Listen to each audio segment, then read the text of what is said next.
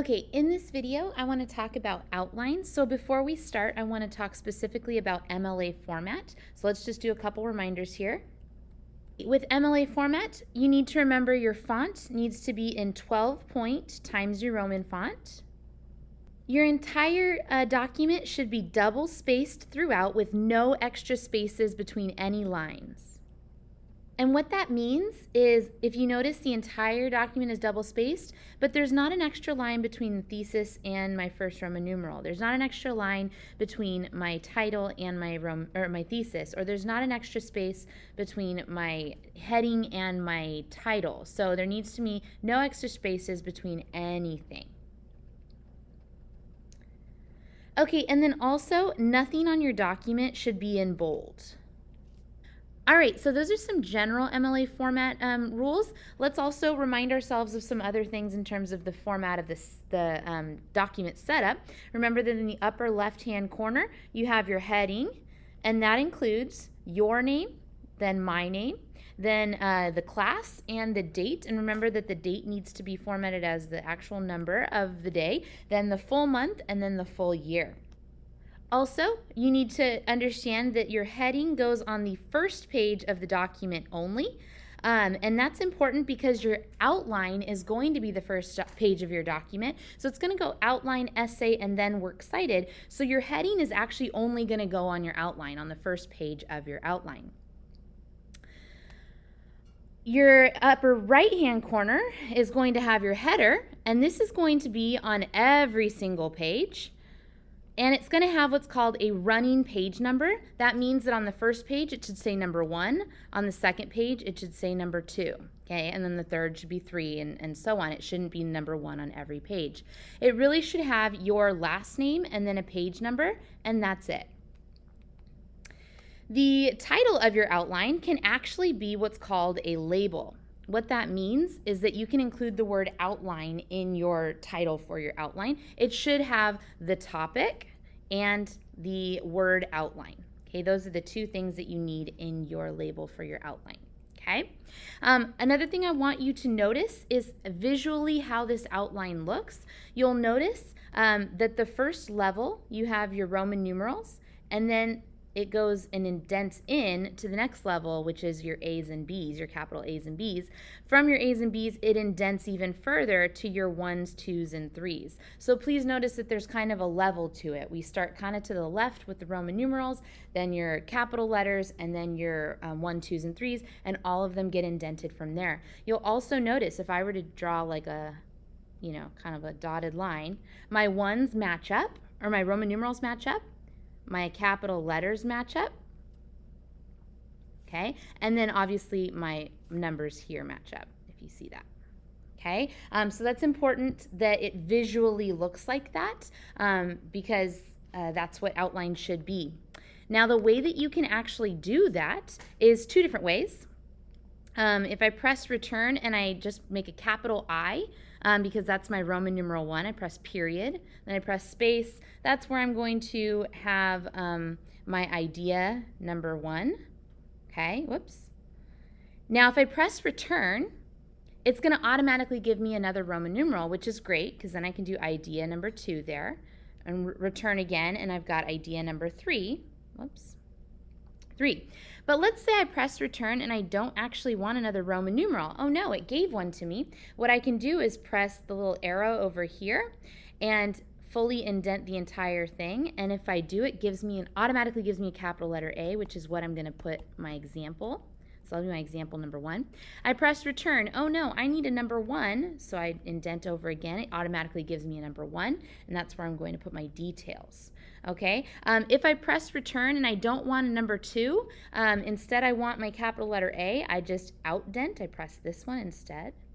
Okay, I can do that all the way back to my Roman numeral again. Okay, so you can use these arrows and the indents in order to achieve this, or what some people do before they even start, I'm going to delete this real quick. Whoops. Yeah, what some people do is go to the paintbrush and then they go to bullets and lists. And then they click on Harvard. Harvard style will give you the lettering that you want. It'll start with a Roman numeral, blah, blah, blah. Then, again, you'll still need to outdent and all that, but it'll automatically give you that. Oops. It'll automatically give you the ones that you want. Okay, so that's the format of an outline. Let's go ahead and take a look at the content. So the first thing you need to put underneath your label is your thesis. Please write the word thesis with a capital T and a colon. Okay, so capital T and colon. Then you place your amazing thesis about how to best diminish racial discrimination in the U.S. or your thesis that answers whatever prompt that you are choosing. Okay, that's your thesis. It's okay if it spills onto a second line, but please understand that this is one of the only full and complete sentences on your outline, but it should be a single sentence. It should not be multiple sentences. This is not where you write a full introduction. No, instead, you write one single thesis. One sentence. And again, it's okay if it spills onto a second line, but it still should only be one sentence. Okay? In your Roman numerals, you are going to put your ideas. These should not be complete sentences. These should just be simple, quick little phrases of how, let's say if you're doing this one, really quickly, how to best diminish racial discrimination. My first idea here. My second idea would go in Roman numeral 2. And then my third idea would go in Roman numeral 3. You do need a minimum of 3 Roman numerals. You need a minimum of 3 ideas. Okay, again, not in complete sentences, and these do represent your topic sentences within your actual paragraphs. Okay, typically Roman numerals will represent your body paragraphs. So if you have 3 Roman numerals, you should have 3 body paragraphs. And then again, the idea that you put in your Roman numeral should match the topic sentence that you have for each body paragraph. Okay. In your capital letter A's and B's, those are going to be your examples. Okay, and it should come from sources. What you actually write in your A's and B's is a brief description of your example. Please don't actually put your quote there. Okay, you don't need your quote there. That would just be a brief description of the example. Okay, so if you're going to talk about the quote where Esperanza talks about returning back to her city, back to her neighborhood in order to fix it, you would just put an example. You would just put Esperanza returns to fix neighborhood. Then in your 1s, 2s, and 3s, that is where you're going to actually give the quote or a paraphrase or summary of a specific event, and there you are going to need a parenthetical citation. Okay, my 1s, 2s, and 3s, it says comment on how the evidence above connects to the topic sentence. So again, give me what is the relevance of this quote? Why are you using it? How does it then connect back to your idea in your Roman numeral? Okay. Now, as far as how many 1s, 2s, and 3s you need, notice it says you may add as many 1s, 2s, and 3s as needed to develop how this evidence reveals the topic sentence and ultimately the thesis. However, don't go overboard on this. Please don't end up with 7, 8, and 9. That's ridiculous. Okay, keep it very short. Your outline is not meant to write your essay. Your outline is meant to guide you as you write your essay, not to necessarily put every single thing you're going to write. Okay? So as far as the 1s, 2s, and 3s, you can add as many as you want, but be careful because, again, you do not want to write your entire essay on your outline.